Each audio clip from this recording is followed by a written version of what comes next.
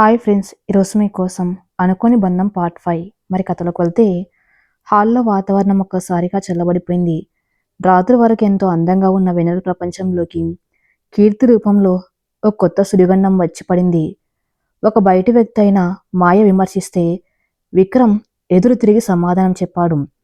వెన్నెల తన తెలివితో బుద్ధి చెప్పింది. కానీ ఇప్పుడు విమర్శించింది బయటి వ్యక్తి కాదు, తన సొంత చెల్లెలు. విక్రమ్ కోపంగా కీర్తి గది వైపు వెళ్ళబోతూ ఉండగా వెన్నెల వెళ్ళి విక్రమ్ చేయి పట్టుకుని ఆపింది. విక్రమ్ ఆ వైపు చూశాడు. వెన్నెల కళ్ళల్లో కన్నీళ్లేవు, ఒక పరిణితి చెందిన మౌనం ఉంది. వద్దు విక్రమ్ గారు, కీర్తి చిన్నపిల్ల. లండన్లోనే పెరిగింది కాబట్టి ఆమె ఆలోచనలు వేరుగా ఉంటాయి. ఆమెకు నా గురించి ఏమీ తెలియదు. మీ స్థాయికి నేను సరిపోనని ఆమె అనుకోవటంలో తప్పులేదు. మీరిప్పుడు వెళ్ళి ఆమెను కోప్పడితే నా వల్ల మీరు మీ చెల్లిని దూరం చేసుకున్నారని ఆమె మరింత బాధపడుతుంది అని ఎంతో నెమ్మదిగా చెప్పింది వెన్నెల. అన్నపూర్ణమ్మ గారు వీల్ చైర్లోంచి వెన్నెల దగ్గరకు వచ్చి, చూసా విక్రమ్, ఇది నా కోడల సంస్కారం. కీర్తి అన్న మాటలకు నేను కూడా కోప్పడదాం అనుకున్నాను. కానీ వెన్నెల గుణం ముందు ఆ కోపం కూడా చిన్నబోయింది. వెన్నెల కీర్తి మొండిది, దానికి డబ్బు హోదా గురించిన పిచ్చి ఎక్కువ. నువ్వే దాన్ని మార్చాలి తల్లి అని అంది.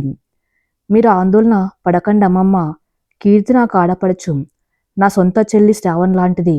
చెల్లి తప్పు చేస్తే కోపడం కాదు, ప్రేమతో నేర్పించాలి.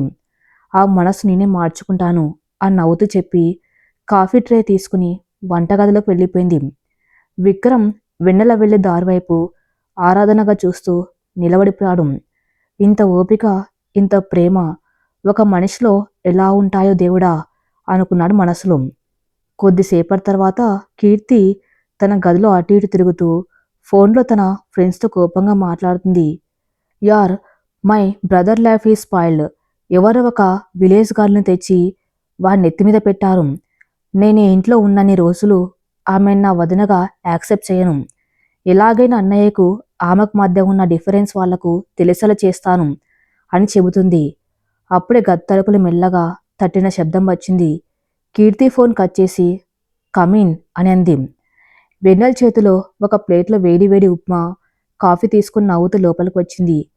ప్రయాణం చేసి వచ్చారు కదా కీర్తి గారు, అలసిపోయి ఉంటారు. ముందు ఈ ఉప్మా తిని కాఫీ తాగండి అని టేబుల్ మీద పెట్టింది. కీర్తి ఆమె వైపు ఒక రకమైన అసహ్యపు చూపు చూసింది. నాకు ఉప్మాలు తిని అలవాట్లేదు. నాకు ఓట్స్ కానీ టోస్టెడ్ బ్రెడ్ విత్ అవకాడో కానీ కావాలి. అండ్ బై ద వే, నన్ను కీర్తి గారు అనవద్దు, జస్ట్ కాల్ మీ కీర్తి. నువ్వు మా ఇంట్లో కోడలు అయి ఉండొచ్చు, కాన్నా స్టాండర్డ్స్కి నువ్వు ఎప్పటికీ మ్యాచ్ అవ్వలేవు. సో నా దగ్గర ఈ సింపతి డ్రామాలు ప్లే చేయొద్దు అని ముఖం మీద కఠినంగా చెప్పేసింది. వెన్నెల చిరునవ్వు చెదరనివ్వకుండా, అలాగే కీర్తి, నేను మీకు ఏది కావాలంటే అది తీసుకువస్తాను. నేను మీ స్టాండర్డ్స్కి మ్యాచ్ అవ్వకపోవచ్చు, కానీ మీ అన్నయ్య సంతోషానికి నేను ఎప్పుడూ ఏ లోటు రానివ్వను. మీరు ఫ్రెష్ అవ్వండి, నేను మీకు బ్రేక్ఫాస్ట్ పంపిస్తాను అని ఎంతో హుందాగా చెప్పి అక్కడి నుంచి బయటకు వచ్చింది. కీర్తికి ఆన్సర్ ఏం చెప్పాలో అర్థం కాలేదు. తను ఎంత అవమానించినా వెన్నెల ఏడవకుండా, ఎదురు సమాధానం చెప్పకుండా ఆత్మవిశ్వాసంతో మాట్లాడడం ఆమెకు వింతగా అనిపించింది. కిందికి వచ్చిన వెన్నెల తన మనసులో దృఢంగా నిశ్చయించుకుంది. మాయ లాంటి వాళ్లతో బుద్ధిబలంతో పోరాడింది.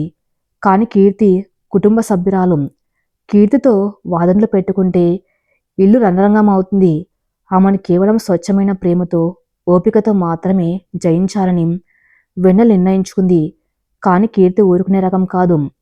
పదే పదే తన మోడ్రన్ ఫ్రెండ్స్ని ఇంటికి పిలిచి ఇంగ్లీష్లో మాట్లాడుతూ వెన్నెలను తక్కువ చేయడానికి, పార్టీలో ఆమెను ఇబ్బంది పెట్టడానికి ప్లాన్స్ వేయటం మొదలుపెట్టింది. ఉదయం 8 గంటలు. డైనింగ్ హాల్లో అందరూ బ్రేక్ఫాస్ట్ కోసం ఎదురు చూస్తున్నారు. కీర్తి తన నైట్ డ్రెస్లోనే మెట్లు దిగి వస్తూ ఫోన్లో తన ఫ్రెండ్స్తో మాట్లాడుతూ వచ్చి కుర్చీలో కూర్చుంది. ఆమెకి ఇష్టమైన బ్రేక్ఫాస్ట్ రాలేదేమో అన్న అహంకారం ఆ ముఖంలో కనిపిస్తుంది. అప్పుడే వంటగదిలోంచి వెన్నెల ఒక ట్రే పట్టుకుని బయటకు వచ్చింది. అందులో టోస్టెడ్ బ్రెడ్, అవకాడో స్లైసెస్, ఒక బౌల్లో తాజా పండ్లతో కలిపిన ఓట్స్, మరియు ఒక గ్లాస్ ఫ్రెష్ ఆరెంజ్ జ్యూస్ ఉన్నాయి. కీర్తి అడిగిన హై క్లాస్ బ్రేక్ఫాస్ట్ అది. వెన్నెల దాన్ని ఎంతో అందంగా అలంకరించి కీర్తి ముందు పెట్టింది. కీర్తి ఫోన్ మాట్లాడుతూనే ఆ ట్రే వంక చూసి ఆశ్చర్యపోయింది. ఒక పల్లెటూరి పిల్ల ఇంగ్లీష్ బ్రేక్ఫాస్ట్ అని ఇంత పర్ఫెక్ట్గా ఎలా చేయగలిగింది అని ఆమెకు అర్థం కాలేదు. బహుశా పని వాళ్ళతో చేయించి ఉంటుందని మనసులో అనుకుని ఫోన్ కట్ చేసి ఒక స్పూన్ ఓట్స్ తిని చూసింది. రుచి అద్భుతంగా ఉంది. లండన్లో తను రోజు తినే రెస్టారెంట్ కంటే చాలా బాగుంది. కానీ ఆమె అహంకారం ఆ విషయాన్ని ఒప్పుకొనివ్వలేదు. ఏంటిది, ఇందులో షుగర్ ఎక్కువైంది అండ్ ఈ అవకాడో సరిగ్గా పండలేదు.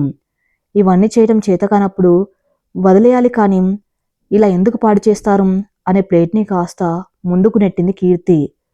వెన్నెల ముఖంలో ఎలాంటి కోపం లేదు. చాలా ప్రశాంతంగా చిరునవ్వుతూ, సారీ కీర్తి, నేను అందులో షుగర్ వేయలేదు. న్యాచురల్ హనీ వాడాను. ఆరోగ్యానికి మంచిదని. మీకు నచ్చకపోతే వేరేదేమైనా తీసుకురానా అని అడిగింది. సరిగ్గా అప్పుడే పైనుండి కిందికి వస్తున్న విక్రమ్ ఈ మాటలు విన్నాడు. విక్రమ్కి కీర్తి ప్రవర్తన చూసి కోపం కట్టలు తెంచుకుంది. నేరుగా కీర్తి దగ్గరకు వచ్చి టేబుల్ మీద గట్టిగా చేత్తో కొట్టాడు. Keerthi, what is wrong with you? ఇంట్లో అందరికీ ఇడ్లీ దోశ తింటుంటే కేవలం నీ కోసం వదిన ఉదయాన్నే లేచి యూట్యూబ్లో చూసి మరీ నువ్వు అడిగిన బ్రేక్ఫాస్ట్ చేసింది. తినబుద్ధి అయితే తిను, లేకపోతే లేచిపో. కానీ నా భార్య వండిన ఫుడ్ని, ఆమె ప్రేమని ఇన్సల్ట్ చేసే రైట్ నీకు లేదు అని గట్టిగా అరిచాడు విక్రమ్. అన్నయ్య ఎప్పుడు తనను పల్లెత్తి మాట అనలేదు.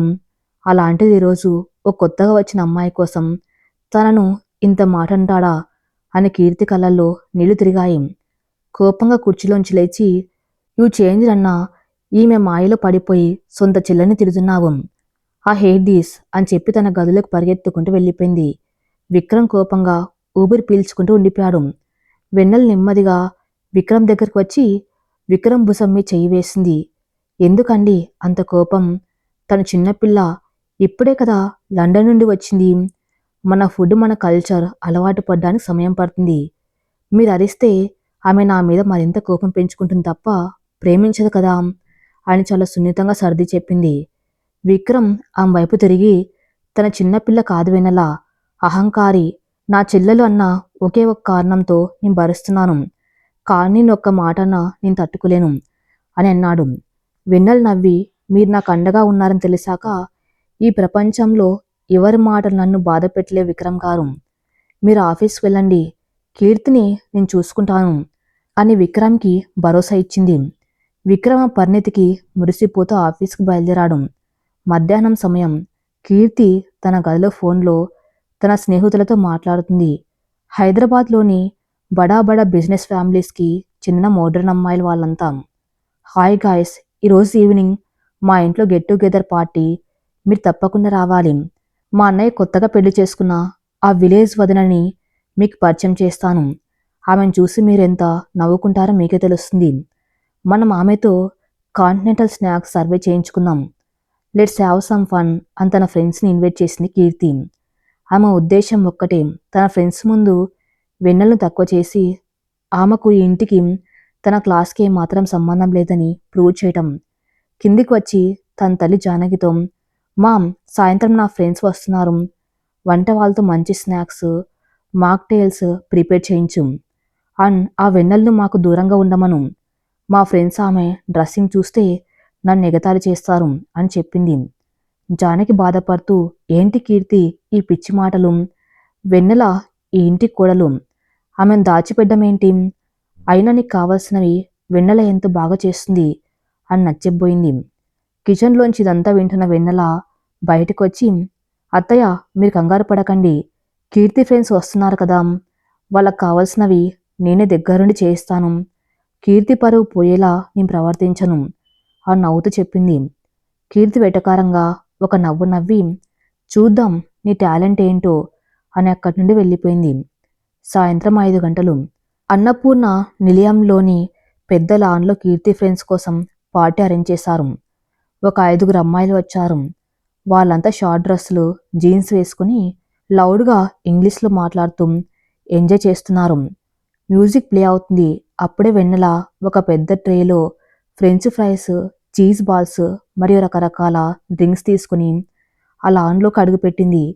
ఆమె ఎప్పట్లాగే ఒక అందమైన కాటన్ చీరలో జడ వేసుకుని ముఖాన బొట్టుతో అచ్చమైన తెలుగు ఇల్లు అల్లా ఉంది. ఆమెను చూడగానే కీర్తి ఫ్రెండ్స్లో ఒక అమ్మాయి రియా అడిగింది. హే కీర్తి, హూ ఈజ్ షీ? మీ ఇంట్లో కొత్తగా పని కుదిరిందా? చాలా డిప్రెషన్గా ఉంది. కీర్తి కావాలని నవ్వుతూ, అయ్యో రియా, పని మనిషి కాదు, మా అన్నయ్య కొత్తగా వచ్చిన వైఫ్, నా వదిన. పల్లెటూరు నుంచి వచ్చిందిలే, అందుకే ఇలా ఉంటుంది అని చులకన చేస్తూ పరిచయం చేసింది. అందరూ ఒక్కసారిగా వెన్నెల వైపు చూసి నవ్వారు. ఓ మై గాడ్, విక్రమ్ లాంటి హ్యాండ్సమ్ అండ్ రిచ్ గాయ్ ఈమెను చేసుకున్నాడా? వాటి ట్రాజడీ అని ఇంకో అమ్మాయి కామెంట్ చేసింది. వెన్నెల ట్రేని టేబుల్ మీద పెట్టింది. ఆమెకు ఆ ఇంగ్లీష్ మాటలన్నీ స్పష్టంగా అర్థమవుతున్నాయి. తను అవమానిస్తున్నారని తెలుస్తుంది, కానీ ఆ ముఖంలో కోపం లేదు. ఎంతో ప్రశాంతంగా నిలబడింది. రియా వెన్నెల దగ్గరకు వచ్చి ఓ గ్లాసు డ్రింక్ తీసుకుంటూ, hey, do you understand English or should I speak in Telugu? మీ ఊళ్ళో ఇలాంటి డ్రింక్స్ ఉండవు కదా అని వెటకారంగా అడిగింది. వెన్నెల చిరునవ్వుతో రియా కళ్ళలోకి సూటిగా చూస్తూ ఎంతో స్పష్టమైన ఇంగ్లీష్లో సమాధానం ఇచ్చింది. I do understand English Riya, and I also understand the difference between being modern and being arrogant. నా బట్టలు సాంప్రదాయంగా ఉండొచ్చు, కానీ నా ఆలోచనలు మీకంటే చాలా అడ్వాన్స్డ్. మా ఊర్లో ఇలాంటి డ్రింక్స్ ఉండకపోవచ్చు, కానీ ఇంటికి వచ్చిన అతిథులను ఎలా గౌరవించాలో నేర్పించే సంస్కారం ఉంది. ఎంజాయ్ యువర్ డ్రింక్ అని ఎంతో హుందాగా ఆత్మవిశ్వాసంతో చెప్పి అక్కడి నుండి లోపలికి నడిచింది. ఆ ఇంగ్లీష్ ఫ్లూయెన్సీ, ఆ సమాధానంలో ఉన్న పదను చూసి రియాతో పాటు మిగతా ఫ్రెండ్స్, కీర్తి అందరు షాక్ అయిపోయారు. ఒక పల్లెటూరి పిల్ల ఇంత కాన్ఫిడెంట్గా, ఇంత పర్ఫెక్ట్ ఇంగ్లీష్లో సమాధానం చెబుతుందని వాళ్ళు ఊహించలేదు. కీర్తికి తన ఫ్రెండ్స్ ముందు తల కొట్టేసినట్టయింది. వెన్నెల తన్నేం అనలేకపోయినా తన ఫ్రెండ్స్కి ఇచ్చిన కౌంటర్తో తన పరువు పోయిందని రగిలిపోయింది. పార్టీ ముగిసే సమయం. కీర్తి తన ఫ్రెండ్స్కి తాను రేపు కాలేజ్కి సబ్మిట్ చేయబోయే ఒక ఇంపార్టెంట్ ఫ్యాషన్ అనౌన్స్మెంట్ చూపించడానికి వాళ్ళని తన గదిలోకి తీసుకువెళ్ళింది. అది ఒక అందమైన ఇండో వెస్టర్న్ గౌను. దాదాపు 4 రోజుల పాటు కష్టపడి కీర్తి ఆ డ్రెస్ని డిజైన్ చేసింది. అది కనుక రేపు సబ్మిట్ చేయకపోతే ఆమెకు మాస్టర్స్ డిగ్రీ రాదు. Wow Keerthi, this is gorgeous. ఈ డిజైన్తో నీకు ఖచ్చితంగా ఫస్ట్ గ్రేడ్ వస్తుంది అని పొగుడుతున్నారు ఫ్రెండ్స్. అందరూ ఆ డ్రెస్ని చూస్తున్న సమయంలో రియా చేతిలో ఉన్న బ్లాక్ కరెంట్ జ్యూస్ గ్లాస్ అనుకోకుండా జారి ఆ లేత తెలుపు రంగు గౌన్ మీద పడింది. ఒక్కసారిగా ఆ గౌన్ మధ్యలో ఒక పెద్ద నల్లటి మరక పడిపోయింది. కీర్తి కళ్ళు తేలేసింది. నో నో నో అంటూ ఆ డ్రెస్ని పట్టుకుని ఏడటం మొదలుపెట్టింది. Riya, what have you done? ఇది నా ఫైనల్ ప్రాజెక్ట్, రేపు ఉదయం సబ్మిట్ చేయాలి. ఈ మరక వాష్ చేస్తే పోదు. ఈ ఫ్యాబ్రిక్ అలాంటిది. నా కెరియర్ నాశనం అయిపోయింది అంటూ వెక్కి వెక్కి ఏడడం మొదలుపెట్టింది. రియా కంగారు పడుతూ, సారీ కీర్తి, స్లిప్ అయింది, ఐఎమ్ సో సారీ అంటూ క్షమాపణలు చెబుతుంది. కానీ జరిగిపోయిన నష్టానికి క్షమాపణలు సరిపోవు కదా. కీర్తి ఏడుపుని జానకి పనివాళ్ళు కంగారుగా గదిలోకి వచ్చారు. విషయం తెలిసి జానక్ కూడా బాధపడింది. కీర్తి ఫ్రెండ్స్ ఏం చేయలేక సైలెంట్గా అక్కడి నుంచి వెళ్ళిపోయారు. కీర్తి ఆ డ్రెస్ని పట్టుకుని నేల మీద కూర్చుని చిన్నపిల్లల ఏడుస్తుంది. తను ఇన్ని నెలల కష్టం ఒక సెకండ్లో పాడైపోయిందన్న బాధ ఆమెను కలిచివేస్తుంది. అప్పుడే వెన్నెల గదిలోకి వచ్చింది. కీర్తి ఏడవటం చూసి కింద పడి ఉన్న ఆ డ్రెస్ని గమనించింది. మెల్లగా కీర్తి దగ్గరకు వెళ్ళి ఆ డ్రెస్ని తన చేతుల్లోకి తీసుకుంది. కీర్తి కోపంగా వెన్నెల చేతిలోంచి డ్రెస్ లాక్కొని, డోంట్ టచ్ ఇట్, ఆల్రెడీ నా లైఫ్ స్పాయిల్ అయిపోయింది. నువ్వు వచ్చి నా మీద జాలి చూపించవలసిన అవసరం లేదు. నా కష్టం నీకేం తెలుస్తుంది అని కసిగారిచ్చింది. వెన్నెల ఏమాత్రం కోప్పడకుండా ఆ డ్రెస్ మీద పడిన మరకను నిశితంగా పరిశీలించింది. ఒక సాధారణ మధ్యతరగతి ఇంట్లో పుట్టిన వెన్నెలకు చిన్నప్పటి నుంచి కుట్లు అల్లికలు చాలా బాగా వచ్చు. పాత బట్టల్ని కూడా కొత్త వాట్లా డిజైన్ చేయటంలో ఆమెకు మంచి ప్రావీణ్యం ఉంది. ఆ మరకను చూసి వెన్నెల మనసులో ఒక ఆలోచన తలుక్కుమంది. కీర్తి, నువ్వేడవకమ్మా, ఈ డ్రెస్ రేపు ఉదయానికల్లా ఎలా ఉండాలో అలా నేను రెడీ చేసిస్తాను, నన్ను నమ్ము అని ఎంతో భరోసాగా చెప్పింది వెన్నెల. కీర్తి కన్నీళ్లు తుడుచుకుంటూ వెటకారంగా చూసింది. Are you mad? ఇది ఒక డిజైనర్ పీస్, నీలాగా ఊళ్ళలో కుట్టే జాకెట్ ముక్క కాదు. ఆ మరక పోదు, ఆ డ్రెస్ పని అయిపోయింది, జస్ట్ లీవ్ మీ అలోన్ అని విసుక్కుంది. కానీ వెన్నెల ఆ మాటలు పట్టించుకోలేదు. ఆ డ్రెస్ని తీసుకొని తన గదిలోకి వెళ్ళిపోయింది. రాత్రి 8 గంటలు. విక్రమ్ ఆఫీస్ నుంచి వచ్చాడు. ఇంట్లో జరిగిన విషయం జానకి ద్వారా తెలుసుకున్నాడు. కీర్తి ఏడుస్తూ పడుకుందని తెలిసి బాధపడ్డాడు. తన గదిలోకి వెళ్ళేసరికి వెన్నెల నేల మీద కూర్చుని ఆ డ్రెస్ని పట్టుకుని ఏదో సీరియస్గా కుడుతుంది. ఆమె పక్కన రకరకాల రంగుల దారాలు, చమ్కీలు కుందన్లో ఉన్నాయి. విక్రమ్ ఆశ్చర్యంగా ఆమె దగ్గరకు వచ్చి, ఏంటి వెన్నెల, కీర్తి డ్రెస్ని ఏం చేస్తున్నావు? దానికి పడిన మరక పోదు కదా అని అడిగాడు.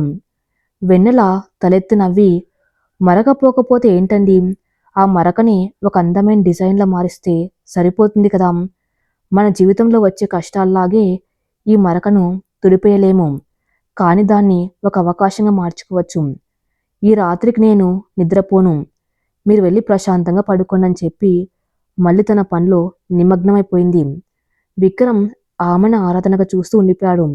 తనను అంతగా అవమానించిన ఆడపడుచు కన్నీళ్లు తుడవటానికి తన నిద్రను పక్కన పెట్టి కష్టపడుతున్న తన భార్య మనస్సు ఎంత స్వచ్ఛమైన తలుచుకుని విక్రమ్ గుండె గర్వంతో ఉప్పొంగింది.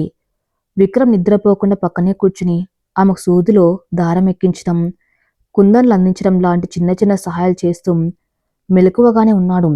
ఆ గదిలో ఆ రాత్రి ఇద్దరి మధ్య ఎలాంటి మాటలు లేకపోయినా వారి బంధం మరింత బలపడింది. వెన్నెల తన చేతివేలి నైపుణ్యంతో ఆ నల్లటి మరక ఉన్న చోట ఒక అద్భుతమైన మగ్గం వర్క్ డిజైన్ అల్లింది. ఆ మరకను ఒక పెద్ద నెమలి పించం ఆకారంలో మార్చేసి చుట్టూ రంగురంగుల దారాలతో, కుందన్లతో ఎంబ్రాయిడరీ చేసింది. ఆ డ్రెస్ ఇండో వెస్ట్రన్ గౌన్ కావటంతో ఈ ట్రెడిషనల్ ఇండియన్ డిజైన్ దానికి మరింత అద్భుతంగా లుక్ని తీసుకొచ్చింది. అది మునుపటి కన్నా 100 రెట్లు అందంగా ఒక రాయల్ మాస్టర్ పీస్లో తయారైంది. ఉదయం 5 గంటలు పని పూర్తయింది. వెన్నెల అలసటతో చేతులు వణుకుతున్న ఆ డ్రెస్ని చూసి ఎంతో సంతృప్తి పడింది. విక్రమ్ ఆ డ్రెస్ని చూసి అవాక్కయ్యాడు. Vennela, this is magic. పారిస్లో టాప్ డిజైనర్స్ కూడా ఇంత పర్ఫెక్ట్గా చేయలేరు. కీర్తి దీన్ని చూస్తే ఖచ్చితంగా షాక్ అవుతుంది అన్నాడు. త్వరగా వెళ్ళి కీర్తి గదిలో పెట్టి వద్దాం, లేకపోతే పాపం టెన్షన్తో నిద్రలేస్తుందని చెప్పి ఆ డ్రెస్ నీట్గా ఇస్త్రీ చేసి హ్యాంగర్ తగిలించి కీర్తి గదిలోకి తీసుకువెళ్ళింది వెన్నెల. కీర్తి ఇంకా నిద్రపోతుంది. ఆ డ్రెస్ని ఆ మంచం మీద ఎదురుగా ఉన్న అద్దం దగ్గర తగిలించింది. చప్పుడు చేయకుండా బయటకు వచ్చేసారు విక్రమ్, వెన్నెల. ఉదయం 7 గంటలు. కీర్తి నిద్రలేచింది. కళ్ళు తెరవగానే ఆమెకు గుర్తొచ్చింది తన పాడైపోయిన డ్రెస్సు. ఈరోజు తన కాలేజ్ సబ్మిషన్. మళ్ళీ ఏడుపు మొదలైంది. కళ్ళు తుడుచుకుంటూ అద్దం వైపు చూసిన కీర్తి ఒకసారిగా స్థానమైపోయింది. అక్కడ తగిలించుకున్న డ్రెస్ని చూసి ఆమెకు తన కళ్ళను తానే నమ్మలేకపోయింది. గబాగబా మంచం దిగి ఆ డ్రెస్ దగ్గరకు వెళ్ళింది. నిన్న రాత్రి జ్యూస్ పడి పాడైపోయిన డ్రెస్ అదే, కానీ ఇప్పుడు ఆ మరక ఉన్న చోట ఎంతో అద్భుతమైన సూక్ష్మమైన ఎంబ్రాయిడరీ వర్క్ ఉంది. అది ఆ డ్రెస్ అందాన్ని రెట్టింపు చేసింది. ఒక మోడ్రన్ గౌన్కి ఈ ట్రెడిషనల్ నెమలి పించం డిజైన్ యాడ్ అవ్వటంతో అదొక యూనిక్ పీస్లా మారిపోయింది. ఆ వర్క్లో ఉన్న కష్టం, ఆ దారాల అల్లిక చూసి కీర్తికి అర్థమైంది. ఇది రాత్రికి రాత్రి ఒక మనిషి నిద్ర మానుకొని చేస్తే తప్ప సాధ్యం కాదని. ఆ చేసింది ఎవరో ఆమెకు తెలుసు. నిన్న తను నీకేం తెలుసు డిజైనింగ్ గురించి అని ఎవరినైతే అవమానించిందో ఆ వెన్నెల వదినే ఈ అద్భుతాన్ని సృష్టించిందని ఆమె గుండెకు అర్థమైంది. కీర్తి కళ్ళల్లోంచి ప్రవాహంలో కన్నీళ్లు వస్తున్నాయి. ఈ కన్నీళ్లు బాధతో కాదు, పశ్చాత్తాపంతో. ఒక పల్లెటూరి పిల్ల అని తాను చులకన చేసిన మనిషి తన మీద ఎలాంటి కోపం లేకుండా తన కెరియర్ని, తన కష్టాన్ని కాపాడిందని తలుచుకుని కీర్తి మనస్సు పలిగిపోయింది. తన అహంకారం ఎంత గుడ్డిదో ఆమెకు ఈరోజు తెలిసొచ్చింది. ఆ డ్రెస్ పట్టుకుని గబాగబా కిందకు పరిగెత్తుకుంటూ వచ్చింది కీర్తి. డైనింగ్ హాల్లో విక్రమ్, వెన్నెల, జానకి, అన్నపూర్ణమ్మ అందరూ ఉన్నారు. వెన్నెల ఎప్పట్లాగే అందరికి కాఫీ ఇస్తుంది. కానీ ఆమె కళ్ళు రాత్రంతా నిద్రలేక ఉబ్బిపోయి ఉన్నాయి. వేళ్లు సూదిగుచ్చుకుని ఎర్రబడి ఉన్నాయి. కీర్తిని ఆమె చేతిలో ఉన్న ఆ అద్భుతమైన డ్రెస్ని చూసి అందరూ ఆశ్చర్యపోయారు. కీర్తి నేరుగా వెన్నెల దగ్గరికి వెళ్ళింది. వెన్నెల కొద్దిగా కంగారు పడి, ఏమైంది కీర్తి, డిజైన్ నచ్చలేదా? సారీ, నాకు తెలిసినంతలో ఆ మరకను కవర్ చేయడానికి ట్రై చేశాను అని తడబడుతూ అంది. కానీ కీర్తి ఏం మాట్లాడకుండా ఒక్కసారిగా ముందుకు వంగి వెన్నెల 2 చేతులు పట్టుకుని బోర్న ఏడ్చేసింది. నన్ను క్షమించి వదినా. Please forgive me. నువ్వు పల్లెటూరు దానివని, నీకేం తెలీదని, నా అహంకారంతో నిన్ను ఎన్ని మాటలన్నాను. నా ఫ్రెండ్స్ ముందు నిన్ను ఎంత అవమానించాను. అయినా నువ్వు నా మీద కోపం పెట్టుకోకుండా రాత్రంతా కష్టపడి నా ప్రాణం లాంటి ఈ డ్రెస్ని కాపాడావు. నా చదువులు, నా ఫ్యాషన్ డిగ్రీలు, నీకు ఉన్న గొప్ప మనస్సు ముందు, నీకున్న ఈ చేతి కళ ముందు ఒక డస్ట్‌బిన్‌తో సమానం వదినా. నేను నిన్ను తప్పుగా అర్థం చేసుకున్నాను అంటూ వెక్కి వెక్కి ఏడ్చింది కీర్తి. వెన్నెల కళ్ళల్లోంచి కూడా కన్నీళ్లు రాలాయి. కీర్తిని దగ్గరకు తీసుకుని గట్టిగా హత్తుకుంది. ఏడవకు కీర్తి. నువ్వు నా ఆడపడుచువి. నా సొంత చెల్లి లాంటి దానివి. నీ కష్టం నాది కాదా? అయినా ఆ డ్రెస్‌లో ఉన్న అందమంతా నువ్వు కుట్టిన డిజైన్‌దే. నేను కేవలం ఒక చిన్న సాయం చేశానంతే. నాకేం కోపం లేదు. నువ్వేడవద్దు అని ఆమె కన్నీళ్లు తుడిచింది వెన్నెల. అక్కడ ఉన్న విక్రమ్, అన్నపూర్ణమ్మ, జానకి ఈ దృశ్యం చూసి ఆనంద బాష్పాలు రాల్చారు. విక్రమ్ గర్వంగా వెన్నెల వైపు చూశాడు. ఒకప్పుడు తన మనస్సును, తన కుటుంబాన్ని నిలబెట్టిన వెన్నెల ఇప్పుడు తన మొండి చెల్లి అహంకారాన్ని కూడా ప్రేమతో కరిగించేసింది. కీర్తి ఆ డ్రెస్ తీసుకుని కాలేజ్కి వెళ్ళింది. ఆ రోజు సబ్మిషన్లో కీర్తి డ్రెస్కి కాలేజ్లోనే ఫస్ట్ ప్రైజ్ వచ్చింది. ఆమె ప్రొఫెసర్స్కి ఆ ఇండో వెస్టర్న్ ఫ్యూజన్ని చూసి ఆశ్చర్యపోయారు. సాయంత్రం కీర్తి సంతోషంగా ఇంటికొచ్చి ఆ సర్ప్రైజ్ని వెన్నెల చేతిలో పెట్టింది. ఈ అవార్డు నీకే దక్కాలి వదనా అని గర్వంగా చెప్పింది. ఆ రోజు నుండి కీర్తి పూర్తిగా మారిపోయింది. వెన్నెలంటే ఆమెకు పంచప్రాణాలు. ఇంగ్లీష్ మోడ్రన్ డ్రెస్సులు మాత్రమే క్లాస్ కాదు, ఎదుటి మనిషికిచ్చే గౌరవం, ఆప్యాయత అసలైన క్లాస్ అని కీర్తికి అర్థమైంది. వెన్నెల తన ఓపికతో ఆ ఇంటి మొత్తాన్ని తన ప్రేమ సామ్రాజ్యంగా మార్చుకుంది. విక్రమ్, వెన్నెల జీవితం ఇక ఎలాంటి ఆటంకాలు లేకుండా సాగిపోతుందని అందరూ అనుకున్నారు. గత రాత్రి అన్నపు నిలయంలో బద్దలైన ఆ దశాబ్దాల నాటి రహస్యం అందరి మనసును తీవ్రమైన భావోద్వేగాలకు గురిచేసింది. 25 ఏళ్ల క్రితం విక్రమ్ తండ్రి విశ్వనాథ్ వ్యాపారంలో నష్టపోయి అప్పుల పాలై ఆత్మహత్య చేసుకుపోయినప్పుడు తన సొంత ఆస్తినంతా అమ్మి విశ్వనాథ్ అప్పులు తీర్చి ఆ కుటుంబాన్ని రోడ్డున పడకుండా కాపాడిన ఆనాటి ప్రాణ స్నేహితుడు మరెవరో కాదు, వెన్నెల తండ్రి రామారావు అన్న నిజం అందరికీ తెలిసింది. చేసిన సాయం చెప్పుకోవడం ఇష్టం లేక, తన స్నేహితుడి పరువు ఎక్కడ పోతుందన్న భయంతో రామారావు తన కుటుంబాన్ని తీసుకుని ఎవరికీ చెప్పకుండా అమీర్పేటలోని ఒక చిన్న పెంకుటింటికి మాకం మార్చాడు. ఆ త్యాగమే ఆయనకి రోజు ఒక సాధారణ స్కూల్ టీచర్ జీవితాన్ని మిగిల్చింది. ఈ నిజం తెలిసిన విశ్వనాథ్ రామారావు కాళ్ళ మీద పడి చిన్న పిల్లాల్లా బోర్న ఏడ్చాడు. అన్నపూర్ణమ్మ గారైతే మాటలు రాక చేతులు జోడించి రామారావుకు నమస్కరించారు. తను ఈ మధ్యతరగతి పిల్ల అని వెన్నెలను చులకనగా చూశారు. ఆ పిల్ల తండ్రి వేసిన భిక్షే ఈరోజు తను అనుభవిస్తున్న ఈ 1000 కోట్ల సామ్రాజ్యమని విక్రమ్కి అర్థమై విక్రమ్ అహంకారం సమూలంగా నాశనమైంది. ఉదయం 9 గంటలు. హాల్లో వాతావరణం ఎంతో ప్రశాంతంగా ఒక పవిత్రమైన దేవాలయంలా ఉంది. విశ్వనాథ్ పక్కనే రామారావు కూర్చొని ఉన్నాడు. ఇద్దరు ప్రాణ స్నేహితులు 25 ఏళ్ల తర్వాత పాత జ్ఞాపకాలను నెమరు వేసుకుంటూ ఉన్నారు. సుమతి, జానకి ఒక చేతిలో ఒకరు పట్టుకుని ఆనంద బాష్పాలు రాలుస్తున్నారు. విక్రమ్ తన గదిలోంచి కిందకి వచ్చాడు. విక్రమ్ చేతిలో ఒక ఫైలు ఉంది. నేరుగా వచ్చి రామారావు ముందు నిలబడ్డాడు. రామారావు విక్రమ్ వైపు ఎంతో ఆప్యాయంగా చూశాడు. విక్రమ్ నెమ్మదిగా కింద కూర్చుని రామారావు చేతులు పట్టుకొని, మామయ్య, నిన్నటి వరకు మీరు నా భార్యకు తండ్రి, కానీ ఈ రోజు నుండి మీరు నాకు దేవుడు. ఒక స్నేహితుడి కోసం మీరు చేసిన త్యాగం ముందు నేను సంపాదించిన ఈ కోట్లు, ఈ కార్పొరేట్ సక్సెస్ అన్నీ దిగదుడిపే. మీరిచ్చిన ఆ పునాది మీదే ఈరోజు విక్రమ్ గ్రూప్స్ నిలబడి ఉంది. ఇన్నాళ్ళు మీకు తెలియకుండా నేను, నా చెల్లి ఈ ఇల్లు చేసిన అవమానాలకు నన్ను క్షమించండి అని కన్నీళ్లు పెట్టుకున్నాడు. రామారావు నవ్వి విక్రమ్ తల నిమిరాడు. పిచ్చివాడా, స్నేహం కోసం చేసిన సాయం త్యాగం ఎలా అవుతుంది? నా స్నేహితుడు విశ్వనాథ్ ప్రాణాలతో సంతోషంగా ఉంటే చూడాలి అన్నదే నా ఆశ. ఆస్తులు పోయినా నాకే లోటు లేదు. నాకు వెన్నెల, శ్రావణ్ లాంటి ఇద్దరు మహాలక్ష్ములనిచ్చారు దేవుడు. అన్నింటికి మించి నిన్ను నా అల్లుడిగా ఇచ్చారు. నా వెన్నెల కన్నీళ్లు తుడిచి తన్ని ఒక మహారాణిలా చూసుకుంటున్నా నువ్వు నాకేనాడు అవమానం చేయలేదు విక్రమ్. నేనెంతో గర్వంగా ఉన్నాను అని విక్రమ్ పైకి లేపారు రామారావు. విక్రమ్ తన చేతిలో ఉన్న ఫైల్ ఓపెన్ చేసి, మామయ్య, ఇది మన విక్రమ్ గ్రూప్స్కి చెందిన 50% షేర్స్ అగ్రిమెంట్ డాక్యుమెంట్. లీగల్గా, నైతికంగా ఈ కంపెనీలో సగం వాటా మీదే. నీ వెన్నెల పేరు మీద, శ్రావణి పేరు మీద ఈ షేర్స్ ట్రాన్స్ఫర్ చేశాను. దయచేసి మీరు కాదనకండి అని ఆ ఫైల్ని రామారావు చేతిలో పెట్టబోయాడు. కాని వెన్నెల అక్కడికి వచ్చి ఆ ఫైల్ని పక్కన పెట్టింది. విక్రమ్ గారు, నాన్న ఆ రోజు ఆస్తి కోసం సహాయం చేయలేదు, బంధం కోసం చేశాడు. ఆ డబ్బునిప్పుడు మీరు షేర్స్ రూపంలో ఇస్తే ఆయన త్యాగానికి విల కట్టినట్టు అవుతుంది. మాకీ ఆస్తులు షేర్స్ ఏం వద్దు. మీరు ఆయనకి ఇవ్వాల్సింది డబ్బు కాదు, ఒక కొడుగ్గా మీ ప్రేమ, శ్రావణికి ఒక అన్నయ్యగా మీ బాధ్యత. అది చాలు అని ఇంత పన్నెత్తో చెప్పింది వెన్నెల. అన్నపూర్ణమ్మ గారు మురిసిపోతూ, చూసా విశ్వనాథ్, నా కోడల బుద్ధి బంగారమని నేను ఆనాడే చెప్పాను. ఏ తండ్రికి పుట్టిన బిడ్డ ఆ తండ్రి పోలికే కదా వస్తుంది అని గర్వంగా అంది. ఆ తర్వాత ఇరు కుటుంబాలు కలిసి ఎంతో ఆనందంగా భోజనాలు చేశారు.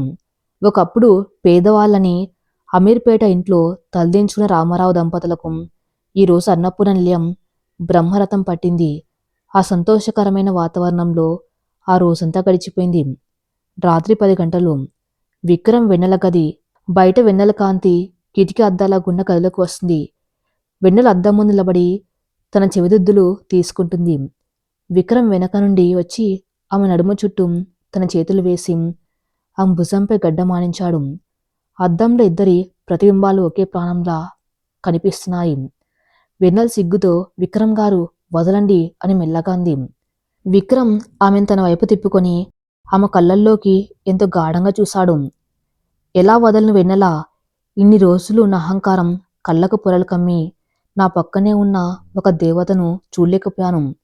నీ తండ్రి నా తండ్రికి ప్రాణభిక్ష పెడితే నువ్వు నా సామ్రాజ్యానికి, నా కుటుంబ పరువుకి ప్రాణభిక్ష పెట్టావు. మీ కుటుంబం మాకు చేసిన మేలుకి నేనే జన్మనైనా రుణపడి ఉంటాను. I love you Vennela, more than anything in my this word అని తన మనసులో ప్రేమను అమృతంలా కురిపించాడు. ఆ మాటలకు వెన్నెల గుండె వేగం పెరిగింది.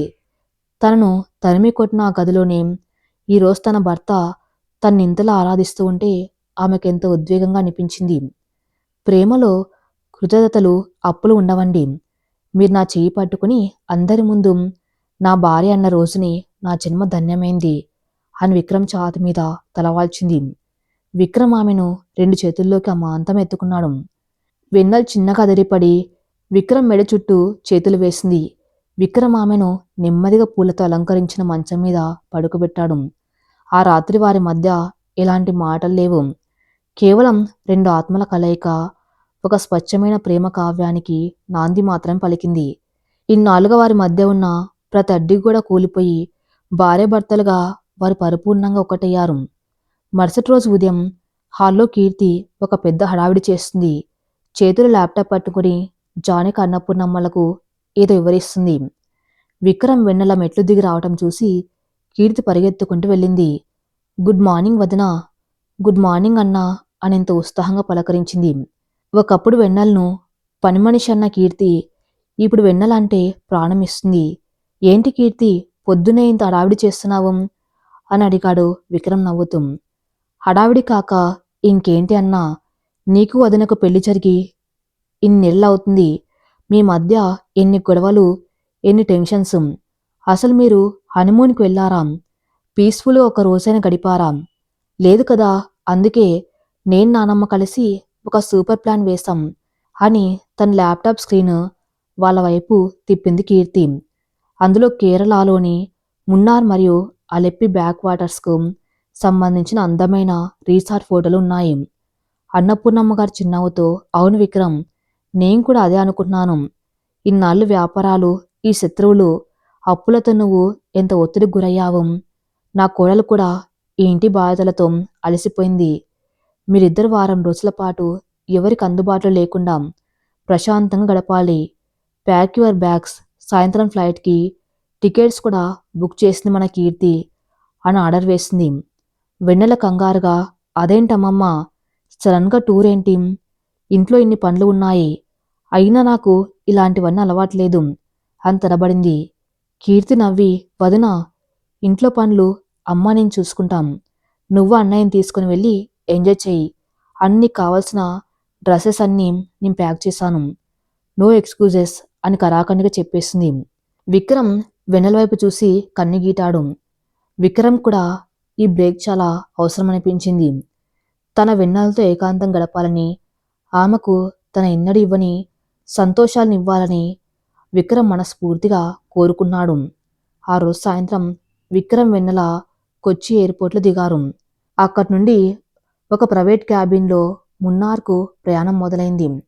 మున్నార్ పచ్చటి తెయ్యాకుల తోటల మధ్య మంచు దట్టంగా కమ్ముకొని ఎంతో రొమాంటిక్గా ఉంది. చల్లటి వాతావరణం, ఎత్తైన కొండలు, వెన్నెలకిదంతా ఒక కల్లో విహరిస్తున్నట్టుగా అనిపిస్తుంది.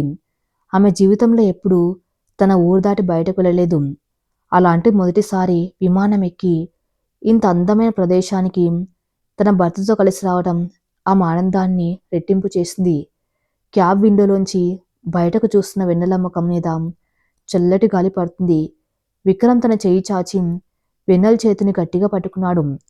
వెన్నెల విక్రమ్ భుజం మీద తలవాల్చి ఆ ప్రకృతి అందాలను ఆస్వాదిస్తుంది.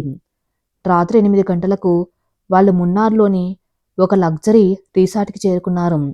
ఆ రిసార్ట్ ఒక కొండ అంచున చుట్టూ కాఫీ తోటల మధ్య అద్భుతంగా నిర్మించబడింది.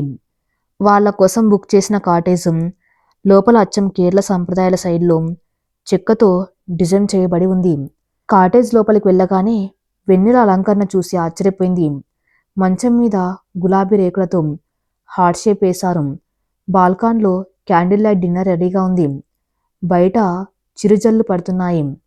విక్రమ్ తన వెనక నుండి వచ్చి, నచ్చిందా నీకు ఈ ప్లేసు అని అడిగాడు. వెన్నెల ఆనందంతో తలూపి, చాలా బాగుందండి, ఇది నిజమా కాదా అని ఇంకా నమ్మలేకపోతున్నాను అని అంది. విక్రమ్ నవ్వి, ఇదంతా నిజమే వెన్నెల, నువ్వు ఫ్రెష్ అవ్వు, మనం బాల్కాన్లో డిన్నర్ చేద్దామన్నాడు. కొద్దిసేపటి తర్వాత వెన్నెల ఒక లేత నీలం రంగు పట్టుచీర కట్టుకుని జుట్టు వదులుగా వదిలి బాల్కన్లోకి వచ్చింది. అప్పటికే విక్రమ్ అక్కడ ఉన్న కుర్చీలో కూర్చుని ఆమె కోసం ఎదురు చూస్తూ ఉన్నాడు. వెన్నెల ఆ చీరలో ఆ మంచు కురుస్తున్న వెలుగులో చూసి విక్రమ్ కళ్ళు తిప్పుకోలేకపోయాడు. ఇద్దరు ఎదురెదురుగా కూర్చున్నారు. బయట వర్షం కురుస్తున్న శబ్దం, వెచ్చగా ఉన్న ఆ క్యాండిల్ వెలుగు వాళ్ళిద్దరి మధ్య ఒక మత్తు నింపుతున్నాయి. విక్రమ్ వెన్నెల ప్లేట్లో స్వయంగా ఫుడ్ వడ్డిస్తూ, వెన్నెల, పెళ్ళైన కొత్తలో నేను చేసిన గాయాలను నువ్వు మర్చిపోయావో లేదో నాకు తెలియదు, కానీ నా ప్రతి అడుగులో నీ మీద ఉన్న ప్రేమ నిరూపించుకోవాలని అనుకుంటున్నాను. నాకు వ్యాపారాలు చేయడం వచ్చు, కానీ ప్రేమను ఎలా వ్యక్తపరచాలో తెలియదు అన్నాడు చాలా నిజాయితీగా. విక్రమ్ వెన్నెల చేతిని తన చేతుల్లోకి తీసుకుని, మీరెందుకు పదే పదే గతాన్ని తలుచుకుని బాధపడతారు? మీరు అహంకారిగా ఉన్నది విక్రమ్ గ్రూప్స్ అధినేత విక్రమ్, కానీ ఇప్పుడు నా ముందు కూర్చున్నది నా భర్త. నా కన్నీళ్లు తుడిచిన చెయ్యి మీది, అంతకు మించి నాకు ఏమీ వద్దు. ఈ క్షణం నాతో మీరు ఉన్నారు, అదే నా ప్రపంచం అని ఎంతో మధురంగా చెప్పింది. భోజనం పూర్తయిన తర్వాత విక్రమ్ ఒక మ్యూజిక్ ప్లేయర్ ఆన్ చేశాడు. ఎంతో స్లోగా, రొమాంటిక్గా ఉన్న ఒక పాత తెలుగు మెలోడీ సాంగ్ వినిపిస్తుంది. విక్రమ్ లేచి నిలబడి తన చెయ్యి చాచి వెన్నెలను డ్యాన్స్కి ఆహ్వానించాడు. వెన్నెల సిగ్గుపడుతూ, నాకు డ్యాన్స్ రాదండి అని అంది. నాకు రాదు వెన్నెల, జస్ట్ నా కళ్ళలోకి చూస్తూ నా అడుగులో అడుగు కలుపు చాలు అని ఆమెను తన వైపు లాక్కున్నాడు. ఆ చల్లటి వాతావరణంలో కొద్దిపాటి మంచు వాలను తాకుతూ ఉండగా విక్రమ్ వెన్నెల ఒకరి కళ్ళలోకొకరు చూసుకుంటూ నెమ్మదిగా డ్యాన్స్ చేయడం మొదలుపెట్టారు. విక్రమ్ చేతులు ఆమె నడుము చుట్టూ బిగుసుకున్నాయి. వెన్నెల చేతులు విక్రమ్ మెడను పెనవేసుకున్నాయి. ఇద్దరు ఊపిర్లు ఒకటవుతున్నాయి.